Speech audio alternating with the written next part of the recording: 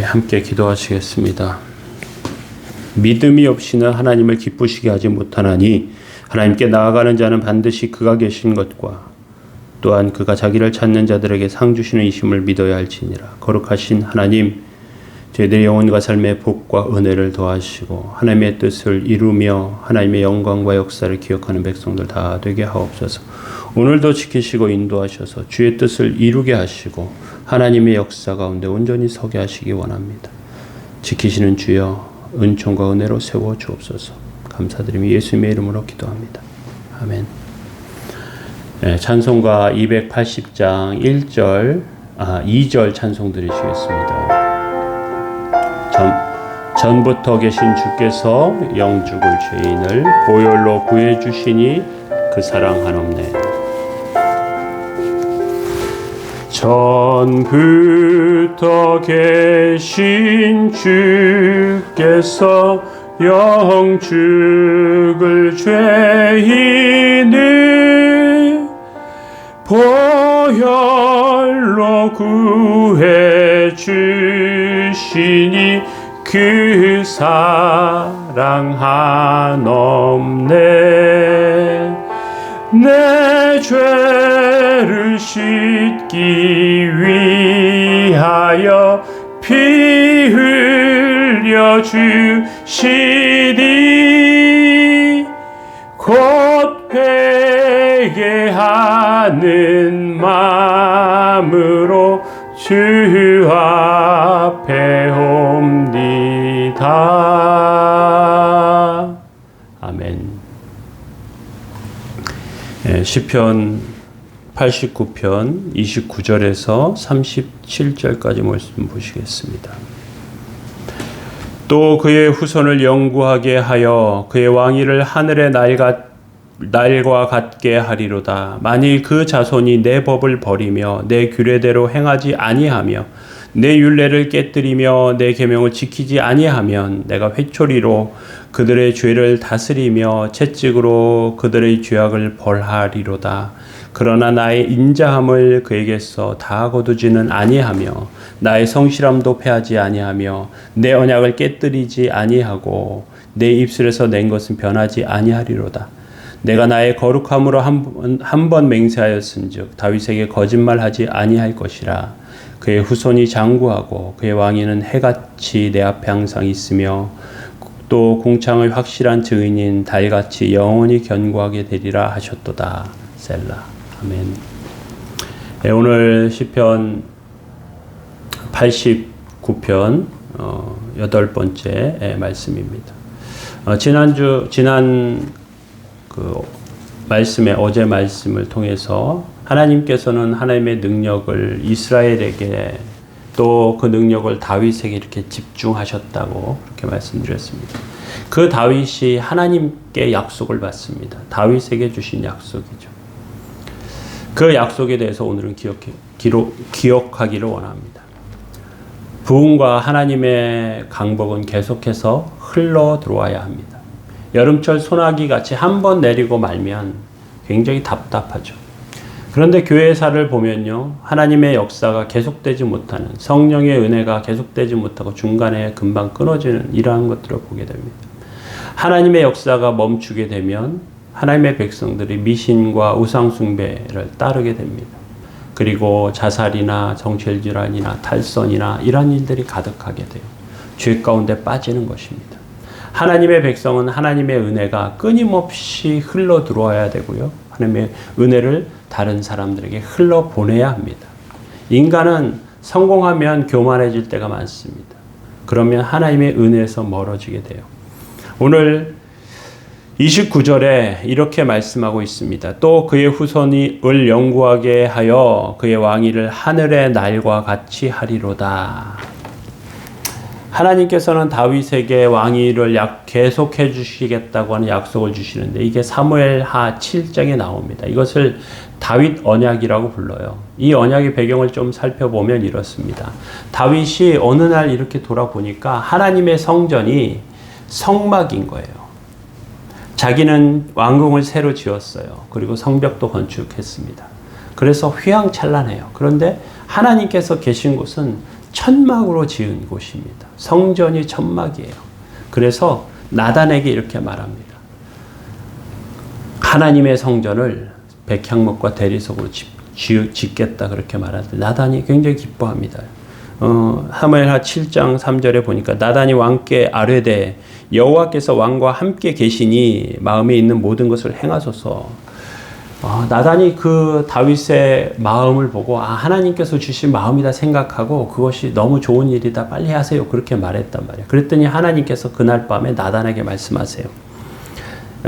사무엘하 7장 11에서 13절에 보니까 여호와가 또 내게 이르노니 여호와가 너를 위하여 집을 짓고 내 수완이 차서 내 조상들과 함께 누울 때 내가 네 몸에서 날 네 씨를 네 뒤에 세워 그의 나라를 견고하게 하리라. 그는 내 이름을 위하여 집을 건축할 것이요 나는 그의 나라 왕위를 영원히 견고하게 하리라. 여기서 내가 하는 것은 하나님이고요. 내게 그 2인칭은 다윗입니다.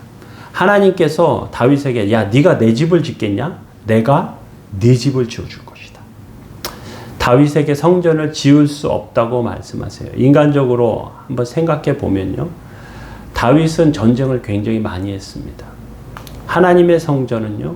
피로 세우는 곳이 아니에요. 하나님의 성전은 평화와 은혜로 세우는 것입니다. 화평케 하는 것이에요. 그래서 다윗에게 적합하지 않아요. 하나님께서는 근데 다윗의 그 뜨거운 마음을 받으세요. 사랑하셨어요. 성전을 사모하는 마음을 받으셨어요. 그래서 다윗에게 언약을 주시는 거예요.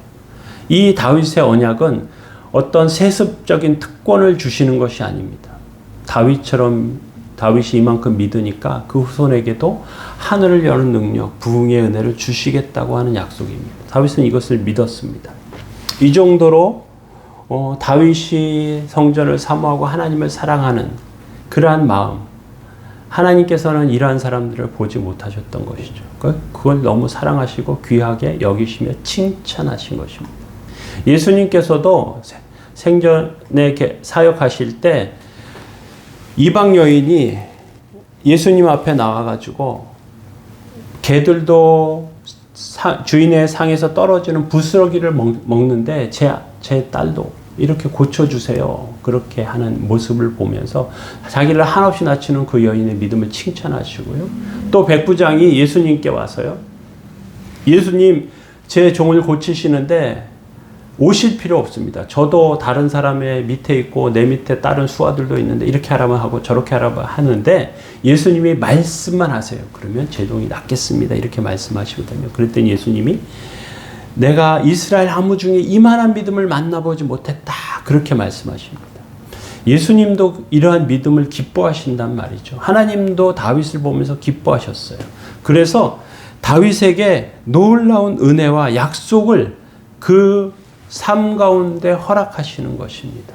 그래서 30절에서 34절에 보니까 이렇게 되어 있어요. 만일 그의 자손을 29절에 왕위를 영구 하늘의 날과 같이 해주겠다. 후손을 계속해서 왕위를 이어주겠다. 그런 약속 뒤에 그의 자손이 내 법을 버리며 규례대로 행하지 아니하며 내 율례를 깨뜨리고 계명을 지키지 아니하면 회초리로 그들의 죄를 다스리고 채찍으로 죄악을 벌할 것이다.